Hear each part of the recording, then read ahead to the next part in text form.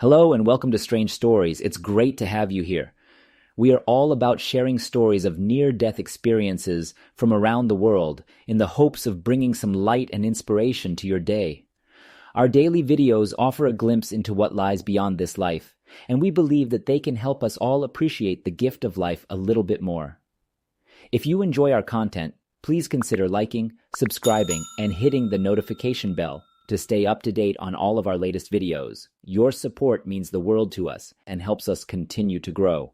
And to our returning viewers, welcome back. We're thrilled to have you with us again. So go ahead, grab a cozy blanket, get comfy, and join us for today's incredible near-death experience story. Story number 1. My name is Magali. To begin, please accept my apologies for the quality of my English, as I am originally from France. 1976 was the year of my birth in Nice. I was probably around 5 years old at the time, but I can't remember for sure when it happened.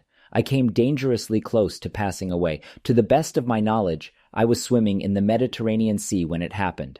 At this point in time, I was completely incapable of swimming. There was a significant wave, and I was with a boy at the time. I went deep into the ocean. When I think back to this time, I realize that I had the thought, oh my God, I can't swim.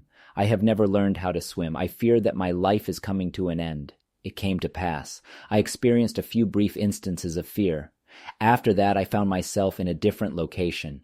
I was greeted by a very tranquil environment when I got here. There was no indication of fear. I was thinking, where am I at this point? What kind of atmosphere is this? The first thing that comes to mind is the sensation that I've seen a movie version of my life, albeit a very brief version of the film. The arrival of everything favorable and essential at the same time was a fortunate coincidence. I was given a glimpse of this period of my life in an instant. After that, I had such a good feeling. I remarked to myself, oh, okay, I'm at home. I'm here. It's where I call home. I was given what you might refer to as the pure love. I speak, of course, of the love that eludes you so long as you remain a human on this planet. It is not possible to experience this feeling in this location. Only when you cross over to the other side will you see it. I was a very young girl at the time, so I remember responding by saying, okay, I'll stay here. I have no intention of going back. I have no interest in looking at anything else. I'd be content to remain here forever. After that, there was yet another thing. It was not a living being. In reality, it was more of a light or an energy. It appeared to be something other than a human, but it had the appearance of a person. It was clearly not a human. It was right here, in close proximity to me, showering me with love. I wanted to know if it was okay to say goodbye to my parents, so I asked him. My mother and father suddenly materialized right in front of me at this very moment. I was standing in front of my mother and father. I responded by saying, okay, here I am. Even though you are not in this room with me, I still want to wish you farewell. It's not the right time for me to be with you right now, but I hope to see you soon. It was a very simple process. It was very simple to do. It was a pleasant occurrence overall. There was nothing else that happened after that. I felt such a sense of calm. I was completely immersed in the world of love.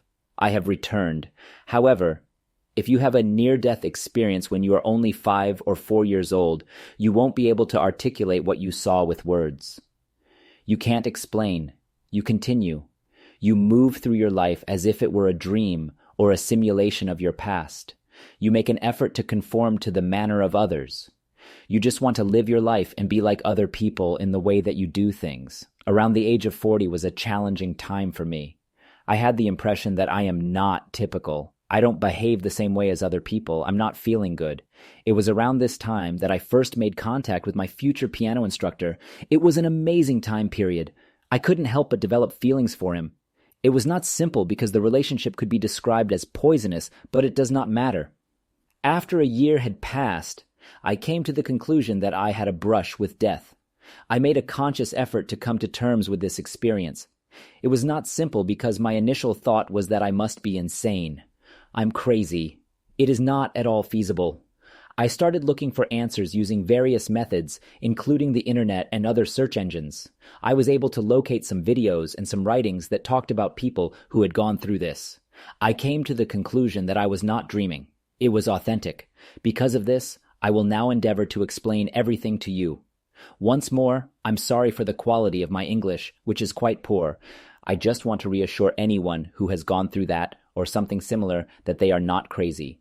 It's not a computer game or a simulation. It is correct.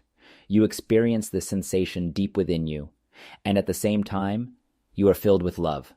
It's the energy in its purest form. Obviously, it can be challenging to find a good use for that and figure out how to put it to good use. But day after day, you can find your way. Today, my best friend and I are working together on a photography project. Love Light is the name of the channel that we have created on YouTube. It pertains to the art of photography. My love for the light can be calm. My love for the light can be communicated through this medium, which is important to me. Despite the fact that it is about photography, even if it is not real, it is not about the experience of coming close to dying, but it's okay. In addition to that, I spent some time playing the piano and listening to music. I'm at a loss for what else to say in response to that. To be able to live this life and have these experiences is nothing short of incredible. It is absolutely wonderful. It is a very significant present that the light and the universe have bestowed upon me. That brings me to the conclusion of my remarks. Bye-bye. Story number 2. I died and saw the terrifying future of the world. It was a surreal experience that I will never forget. I was in a car accident and found myself floating above my body, watching as the paramedics tried to revive me. I felt a sense of detachment and peace as I watched them work on me, but then I was suddenly pulled away from the scene and into a dark void. As I moved through the darkness, I felt a growing sense of unease. Then I saw flashes of light and glimpses of the future. I saw natural disasters that destroyed entire cities, wars that left countless dead, and a world ravaged by disease and famine. The images were overwhelming, and I felt a sense of hopelessness and despair. I saw a world where people were consumed by greed and materialism, where corporations controlled every aspect of life, and where the environment was on the brink of collapse. I saw a world where people had lost touch with their humanity, where there was no compassion or empathy, and where violence and hatred reigned. But then I saw something else. I saw small pockets of light shining in the darkness. I saw people coming together to help one another, to heal the planet, and to create a better world. I saw acts of kindness and love that brought tears to my eyes. I saw a glimmer of hope. As I watched, the darkness began to recede, and I was pulled back to my body. The paramedics had managed to revive me, and I was rushed to the hospital. But my experience had changed me. I knew that I had been given a second chance, and that I had a responsibility to use that chance to make a difference. I dedicated my life to helping others, to spreading love and kindness, and to fighting for a better world. I knew that the future was not set in stone, and that we had the power to shape it. I also knew that we needed to act quickly, before it was too late. My NDE had been terrifying, but it had also been a wake-up call. It had shown me the worst of humanity, but it had also shown me the best. And it had given me the strength and determination to work towards a brighter future, one small step at a time.